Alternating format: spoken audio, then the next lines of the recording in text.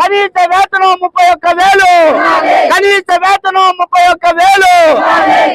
కార్మికుల ఐక్యత. ప్రైవేటీకరణ వద్దే వద్దు, ప్రైవేటీకరణ, ప్రైవేటీకరణ. కార్మికుల ఐక్యత, కార్మికుల ఐక్యత, మున్సిపల్ కార్మికుల ఐక్యత, ఐక్యత.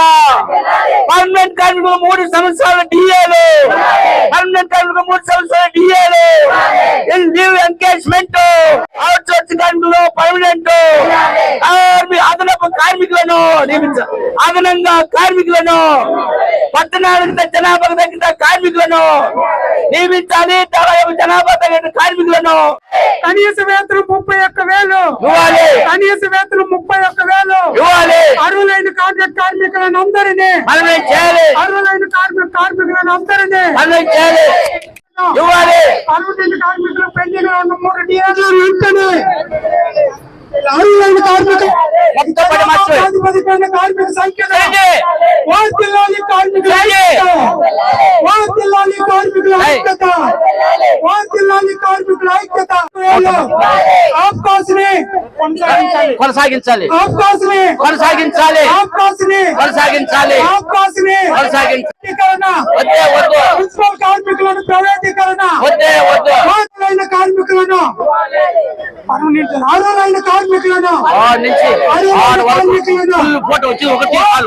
కార్మికుల ఐక్యత, కార్మికుల ఐక్యత.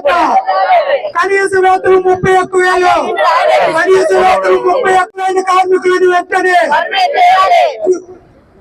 వర్తిల్లాలి. మున్సిపల్ కార్మికుల ఐక్యత, జనాభా ప్రాతిపదికన కార్మిక సంఖ్యను, జనాభా ప్రాతిపదికన కార్మిక సంఖ్యను, కనీస వేతనం 30.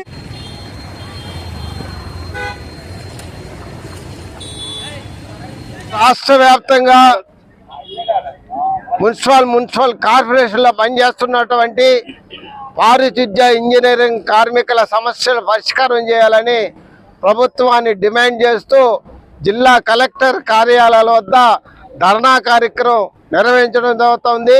ఎందుకంటే ఇంతకాలం మరి కార్మికులంతా ఆఫ్ కాస్ట్లో మరి పనిచేస్తూ ఉన్నారు, వాళ్ళకి సక్రమంగా జీతాలు వస్తున్నాయి, పిఎఫ్ ఈఎస్ఐ కూడా సక్రమంగా పోతున్నాయి.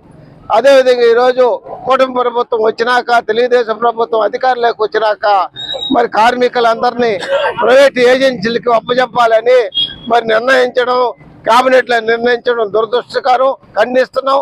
మేము ఎందుకని ఒకే డిమాండ్ చేస్తున్నాం, జీతాలు పెంచాలి, పర్మనెంట్ చేయాలి, కమిషనర్ అండర్లోనే పారిశుద్ధ్య కార్మికులు, ఇంజనీరింగ్ కార్మికులు ఉండాలని ఈ సందర్భంగా ప్రభుత్వాన్ని డిమాండ్ చేస్తున్నాం. లేకపోతే భవిష్యత్తులో తీవ్రమైన ఆందోళనకి కార్మికులు దిగుతారని ప్రభుత్వాన్ని హెచ్చరిస్తున్నాం.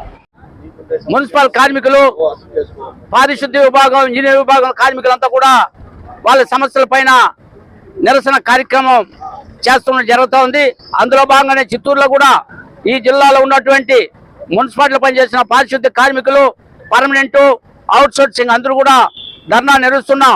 ఏదైతే పర్మనెంట్ సంబంధించిన కార్మికుల సమస్యలని 3 సంవత్సరాలుగా పెండింగ్ లో ఉన్నటువంటి వాళ్ళకి సంబంధించిన లీవ్ ఎన్కాష్మెంట్, అదేవిధంగా 3 సంవత్సరాల డిఎల్ని వెంటనే యుద్ధ ప్రాతిపదికన రిలీజ్ చేయాలని, అదేవిధంగా పర్మనెంట్ అవుట్ సోర్సింగ్ కార్మికులను పర్మనెంట్ చేయాలని, అవుట్ సోర్సింగ్ కార్మికులకు ఎవరైతే అర్హత కలదో వాళ్ళందరూ కూడా మేస్త్రులుగాను ప్రమోషన్ కల్పించాలని కూడా డిమాండ్ చేస్తున్నాం.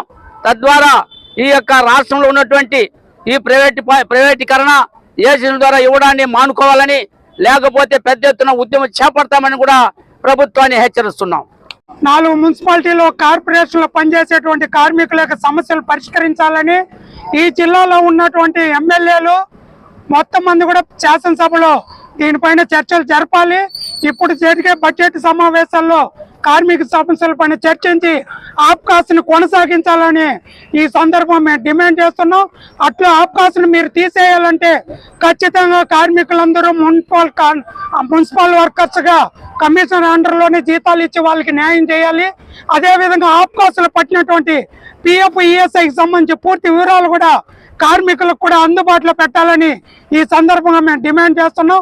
అర్హులైన కార్మికుల్ని సీనియారిటీ ప్రకారం ఒక్కొక్కరు 30-40 సంవత్సరాలు పనిచేసినటువంటి కార్మికులు కూడా ఈ రోజు కాంట్రాక్ట్ కార్మికులుగానే కొనసాగుతున్నారు. మీరు ఏదైతే చర్చల్లో ఇచ్చినారో సీనియారిటీ ప్రకారం పర్మనెంట్ చేస్తామని ఆ కార్మికులందరినీ కూడా ఇప్పటికైనా పర్మనెంట్ చేయాలని ఏఐటీసీగా మేము డిమాండ్ చేస్తున్నాం.